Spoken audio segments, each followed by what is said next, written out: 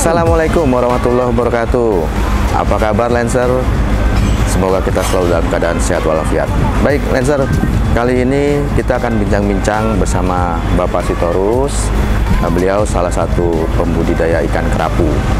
Nah, kita ada di Situbondo, tepatnya seputaran Kampung Kerapu. Baik, kita sapa dulu Pak Sitorus. Selamat malam Pak Sitorus. Selamat malam Pak. Sehat ya Pak? Sehat. Baik, ini Pak Sitorus. Kami dapat informasi bahwa Bapak itu seorang pembudidaya ikan kerapu, ya Pak. Gimana ceritanya Pak? Awalnya Bapak tertarik membudidayakan ikan kerapu. Bisa diceritakan kepada kami Pak? Ya, baik Bapak. Sebelumnya terima kasih atas kunjungan Bapak-Bapak sekalian dengan tim ke tempat kami yang bersedia juga untuk mewawancara kami. Jadi pertama-tama diawali oleh keberhasilan Balai Budidaya Air Payau Situbondo yang berhasil untuk memijahkan kerapu, khususnya kerapu tikus, kurang lebih di tahun 97-98. Keberhasilan itulah karena bibit tersedia, karena harganya cukup bagus, kami sangat tertarik untuk membudidayakan ini karena prospeknya sangat bagus. Sangat bagus. Jadi sangat bagus. Dimulai sekitar tahun 90-an ya Pak, 97-an ya Pak? 97-98. Tapi kalau budidaya ini kami awalin di awal tahun 2000 Pak. Tahun 2000. Ya. Waduh, udah sekitar 21 tahun ya Pak ya? Siap. Kurang lebih ya? Ya. Luar biasa. Nah, bagaimana Bapak awalnya memulai? Maksudnya untuk budidaya kerapu ini Pak?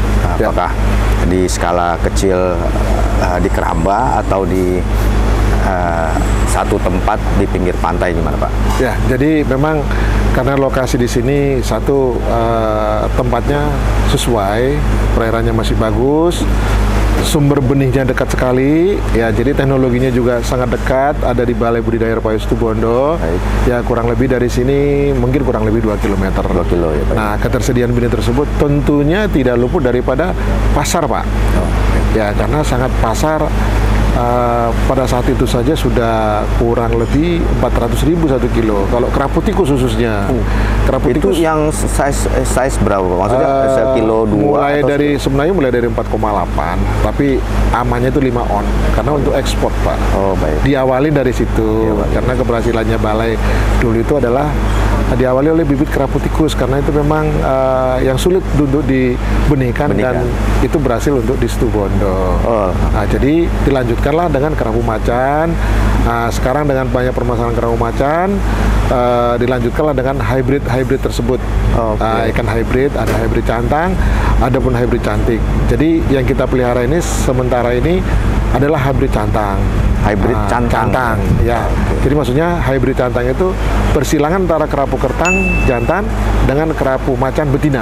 Oh, gitu. Persilangan ya Pak. Ya. Nah, kenapa lari ke sana? Karena pertumbuhannya cepat.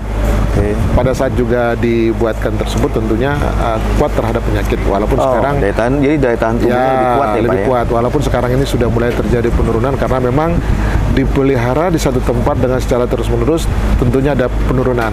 Karena penyakit itu ibaratnya sudah kenal dengan ikannya, seperti orang pacaran, kira-kira seperti itu. Jadi di keramba Bapak tuh ada kerapu tikus, kerapu cantang, terus ada kerapu macan nih Pak ya? Ya, jadi saat ini perkembangannya pasar. Karena saat ini kan sudah banyak orang mulai membudidayakan di tempat-tempat tertentu. Tentunya kalau budidaya ini kan harus pertama itu adalah lokasinya harus cocok. Ya apa namanya, penentuan lokasinya. Contohnya perairannya cocok, pakan yang dapatkan juga murah gitu ya. Kalau sudah pakannya sudah mahal, Nah, itu untuk sekarang ini kurang cocok kita berbudidaya. Baik. Pakannya apa sih Pak? Apa pelet? Apa ikan diolah atau Ya, gimana? sementara ini belum ada yang mengalahkan pakan rucah tersebut. Jadi ikan-ikan yang tidak dipakai di apa namanya, ibaratnya limbah-limbah dari hasil tangkapan. Walaupun sekarang sebenarnya kita bersaing dengan surimi, sosis dan sebagainya gitu. Sehingga itu juga tepung ikan itu menjadi mahal. Ya, jadi berkembangnya situasi. Jadi kita mulai dari awal 2000 sampai sekarang ya tantangan kita ada di situ. Jadi tantangannya itu pakan ya Pak ya? Ya. Dalam Bapak saat mau ngebangun keramba ya, apakah ada teknik khusus Pak? Dalam artian membuat kerambanya harus jaringnya sekian meter atau jaringnya hanya 2-3 meter atau gimana, itu boleh dijelaskan Pak? Ya, jadi gini Pak, kita katakan tadi ya, sebelum kita berbudidaya harus ada kesesuaian lokasinya. Jadi kita, contohnya kita satu di Teluk, ya. Kedua mungkin seperti tempat kita ini kan di belakang kita karang, jadi tidak ombak tidak terlalu besar. Kalau konstruksi sih Pak, itu menyesuaikan saja dengan kekayaan alam sekitar supaya kita bisa bersaing. Dulu kita juga pakai bambu. Memang bambu ini awal-awalnya bisa sampai 3 tahun, tapi lama-lama paling kuat 2 tahun karena memang bambu semakin susah juga dicari, banyak yang dipupuk jadi kurang bagus. Kita masuk ke kayu lokal. Sekarang ini kita menggunakan kayu yang berkualitas lah, dan ini lebih kuat ya. Sekarang kita sudah pakai sistem lebih modern lah. Baik. Jadi sekarang kita pakai kayu. Untuk kedalaman minimal 8 meter. Kalau kita ini ya dalamnya, tapi kita ini ada 12 meteran. Baik. Ya, jadi maksud saya itu dalam lautnya atau dalam lautnya? Jaringnya? Kalau jaringnya kalau sendiri? Jaringnya kita paling dalam ini kita 5 meter. 5 meter Ya. Pak ya. Jadi bentuknya pun sebenarnya perkembangan sekarang ini kalau boleh bentuknya itu agak mengerucut ke bawah. Jadi supaya sirkulasi air itu lebih bagus. Lebih bagus. Ya, jadi menjahit jaring pun ada tekniknya bagaimana yang praktis gitu ya. Gitu. Ya, jadi nggak hanya ada hitungannya. Kalau orang-orang di mungkin di ilmu perikanannya, kalau orang-orang yang belajar tangkap itu biasa ada menjahit jaring, ada rumusannya. Ada rumusannya Pak ya. Jadi nggak hanya sekedar jahit sepersegi 4 atau gimana gitu ya. Itu bukaannya itu kurang lebih 70%. Ada hitungannya Pak. Jadi nggak sembarang untuk menjahitnya. Kalau salah kita menjahit, nanti sirkulasi daripada air itu tidak terjadi. Kalau tidak terjadi sirkulasi air tersebut, tidak mendapatkan oksigen, kira-kira seperti itu. Kira-kira seperti itu Pak. Baik. Nah, sekarang yang Bapak budidayakan tadi kerapu macan, kerapu tikus, dan kerapu cantang. Nah, itu benihnya ditebar panjangnya berapa Pak? Ya, jadi masalah yang tebaran Pak, jadi kita berkembang sesuai dengan permintaan pasar gitu. Kalau kami sekarang ini di sini ada melihara, ada bawal. Tentunya kalau bawal ini kami pelihara sesuai dengan kontrak dengan pembeli. Kami tidak berani membuatkan bawal ini hanya buat begitu saja nunggu pembeli, tidak berani. Gitu. Ya, karena memang bawal ini tidak terlalu sulit, tapi marketnya susah. Sebenarnya marketnya bukan susah sih, karena kalau sudah ada nanti pembudidaya, ibaratnya dia mendapatkan benih dengan gratis, contohnya gitu, pakan gratis, itu yang sulit bagi kita. Kalau sementara orang lain dia berbudidaya tidak punya modal, kalau ini modalnya besar Pak, makanya sangat besar. Jadi makanya restoran-restoran selalu kita tawarkan, kalau kamu mau mendapatkan yang kontinuitas, cari kami. Tapi kalau Bapak mau cari yang murah, tidak berkelanjutan, silakan aja yang lain. Gitu. Ya, jadi kami bebas-bebas saja kan gitu ya. Dan Bapak kirimnya tuh dalam bentuk hidup ya Pak? Live Pak. Baik. Jadi memang khususnya yang kita jual ini kalau seperti kerapu tikus, kerapu cantang ini bisa juga live, bisa fresh. Jadi khusus cantang ini sebenarnya untuk di karamba ini sebenarnya sudah kurang begitu cocok. Ya, kalau kita menjualkan di ukuran size untuk restoran, maksudnya size 5 on sampai 9 on per 1 kilo, karena SR tempat kami itu sudah cukup rendah, 50% sudah bagus. Makanya kami arahkan sekarang ini ke yang lebih besar, 3 kilo up. Oh, ya 3 kilo up. 3 kilo up. Ya, 3 kilo seperti karamba kami sekarang ini, ada yang sampai 6 kilo, 7 kilo ada. Oh, Justru sebenarnya masa depannya karamba ini kalau mau sustainable, berkelanjutan, Iya. memang kita harus kerja di sana. baik.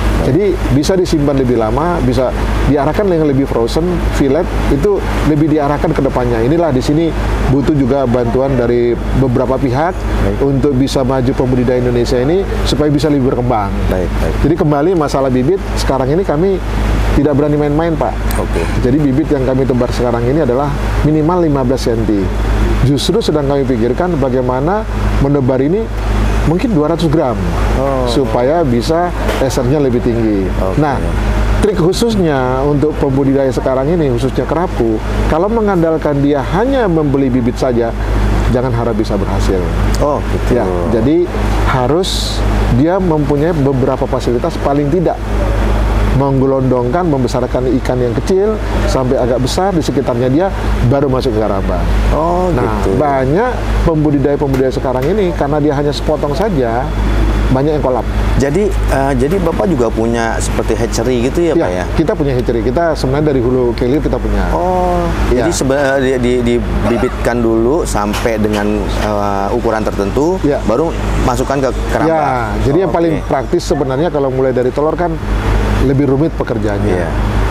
Belilah ukuran 3 cm yang umum seperti di Subondo banyak memelihara itu. Jadi termasuk sumber untuk kerapu ini bisa dikatakan 80% ini ada dari Subondo. Walaupun ke Bali mungkin kemana-mana ada di sini karena ibaratnya pembenihnya ada di sini. Oh, oke. Ya, Banyak karena- jadi pembenih di sini, Pak ya? skala masyarakat karena memang Situbondo ini sudah menjadi suatu penghasilan utamanya adalah di bidang benih. Ya. Nah, kalau pembudidaya ini kalau boleh dia punya bak-bak tersendiri membesarkan atau mungkin tambak-tambak yang sama salinity paling tidak di dekatnya dia membesarkan lebih besar sehingga masuk ke karamba bisa esernya lebih tinggi, Pak. Oh, oke, Nah, siap. dasar kita kenapa kita menjual jadi 3 kilo up? Karena tadi esernya rendah. Baik, baik. Ya, walaupun kita jual lebih murah. Baik, baik. Karena faktor bibit cukup besar dan harus besar. kita bayar cash, Pak. Oh, siap. Iya, iya, Baik, Lancer, ini menarik banget nih. Siap. Pak Sitorus itu menyediakan ikan fresh, live, ya, yang sustainable. Jadi continue. Jadi kalau Lancer kepengen beli atau Lancer kepengen buka usaha ikan kerapu khususnya dan ikan bawal, beliau Ada kakap juga kita, Pak. Ada kakap juga, Pak ya? Jadi ada hybrid cantik, ada hybrid cantang juga. Ada kakap juga, Ya. jadi bisa hubungi Pak Sitorus untuk pesan, kalau perlu bikin kontrak ya, Pak ya. Ya. Jadi biar bisa continuity-nya terjamin gitu. Istilahnya kalau beli di tempat lain mungkin lebih murah, tapi di Pak Sitorus itu terjamin continuity-nya. Jadi Lancer tidak perlu khawatir suatu saat akan tidak terkirim ikannya. Oke, Pak Jadi Sitorus. gini, Pak, kita bukan hanya kerja ini. Baik. Ya, jadi kita siap untuk membimbing masyarakat. Baik, Ya, siap. apalagi syukur-syukur mengambil benih dari kita. Oh, Karena kita mulai produksi dari benih juga kita ada produksi. Kita siap membimbing, membuat karambanya, membimbing juga sampai dia produksi. Kita siap. Lancer, ini berita bagus lagi. Jadi Pak Sitorus juga membuka kesempatan untuk para Lancer yang ingin membudidayakan ikan baik kerapu, kakap putih, bawal, itu akan dibimbing oleh beliau dari mulai A sampai Z. Jadi teman-teman Lancer bisa hubungi Pak Sitorus di Situbondo di nomor berikut. Baik, Pak Sitorus, saat-saat pandemi ini itu terpengaruh nggak, Pak? Ya, sebenarnya pengaruh cukup kuat. Ya, jadi saya katakan tadi supaya kita bisa bertahan. Kalau kita mau beli benih, kita tutup dari kemarin. Walaupun nggak pandemi pun kita akan tutup. Ya, jadi trik-trik kita untuk bertahan itu ya sekarang kita harus bisa mengatur kan begitu kan ya. Contohnya umpamanya seperti pakannya harus kita bisa atur. Kalau di tempat kami ini kan memang ada kadang-kadang limbah seperti dari pabrik lain bisa masuk kan begitu ya. menjualnya kita yang susah sekarang karena kita ukuran tertentu, karena belum membudidaya, belum terbiasa menjual yang besar tersebut. Nah, sekarang ini sebenarnya ukuran untuk saat-saat sekarang ini, ukuran untuk skala untuk masuk restoran bisa dikatakan tidak ada, dan harganya tinggi. Karena kemarin di saat pandemi di awal atau di pertengahan mereka tidak tebar, Pak. Ya, jadi harganya cukup agak melonjak ini jauh. Cuma ikan yang besar ini agak tertahan ini sedikit karena informasinya kapal Hongkong pun sekarang kebanjiran ikan yang besar. Jadi kami ini kan fleksibel, bisa lokal, bisa juga untuk ekspor kapal Hongkong, bisa juga fillet gitu ya, fillet ya. Jadi sebenarnya yang saya katakan tadi mengulangin, kalau budidaya ini Indonesia berkembang, ya kita harus arahkan ke ikan yang besar karena pertumbuhan cepat, Pak. Tentunya pemilihan lokasinya harus cocok. Pakannya di sekitar itu harus murah, Pak. Iya. Nah, jadi biaya operasionalnya bisa ditekan ya, Pak ya. Nah, jadi salah satu contoh di tempat tertentu, walaupun yang lebih murah harganya karena pakannya ikan konsumsi ini lebih murah gitu ya, tetap mereka bisa enjoy karena pakannya murah, Pak. Baik. Mereka masih bisa ketawa aja kan gitu kan. Baik, siap Pak Sitorus. Nah, berapa lama sih Pak untuk pembesaran dari mulai katakanlah bibit di ukuran 5 cm tadi ya, 5 cm ya Pak ya? 15 cm kalau kerapu cantang itu 15 cm. Nah, itu sampai ke tadi berat sampai di atas 3 ya. Itu berapa lama Pak? Ya, untuk kerapu cantang Pak ya, itu kalau kita tebar 15 cm, kurang lebih dia kalau sudah 2 tahun, 2 sampai 3 tahun, 3 sampai 5 kilo. Oh, jadi waktunya 2 sampai 3 tahun? Ya. 2 sampai itu? Ya. Jadi memang kita kalau di Karambeu itu kan tidak boleh tebar terus berhenti, nggak, harus mengatur ritminya. Nah, kalau kerapu tikus Pak, kalau kita tebar umumnya 10 cm apa 15 cm, itu kurang lebih 14 sampai 18 bulan. Kalau bawal, itu bawal kurang lebih 7 sampai 9 bulan.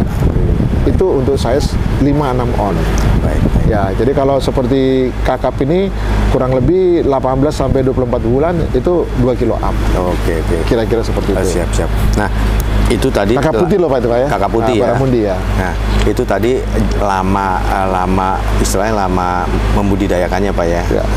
Nah, sekarang kira-kira boleh nggak bertanya lebih agak private nih Pak. Siap. Soal pendapatan. Siap. Nah, kira-kira dari usaha budidaya ini itu daging nggak sih Pak istilahnya kan? Maksudnya untungnya ya, karena kan mengingat panjang waktunya ya Pak ya, 2 tahun, 3 tahun gitu sampai 5 tahun.